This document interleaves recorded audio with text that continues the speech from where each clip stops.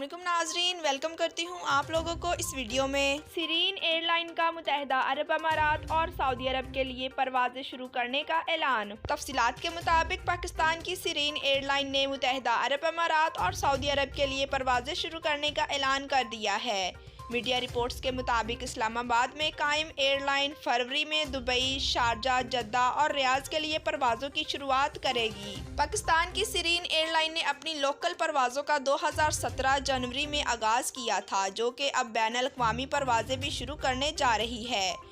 News report के मुताबिक इब्तदाई तौर पर सीरीन एयरलाइन के त्यारे दुबई, शारजा, जद्दा और रियाज के लिए परवाजें भरेंगे। इस हवाले से मुत्तहिदा अरब अमारात में सीरीन एयरलाइन ने मैनेजर सुहेल शेख ने खलीज टाइम्स से गुफ्तगू में बताया कि वो फरवरी के वस्त में सऊदी अरब के लिए परवाज़ों के बाकायदा आगाज़ का इरादा रखते हैं और इनका मजीद कहना था कि एयरलाइन की अगली मंजिल दुबई और शारजा होगी। जी तो नाजरीन, वीडियो देखने का शुक्रिया। हमारे चैनल पे न्यू हैं तो चैनल को सब्सक्राइब करें, लाइक करें और बेल आइकन को प्रेस करें। Thanks for watching. अल्लाह हाफिज़।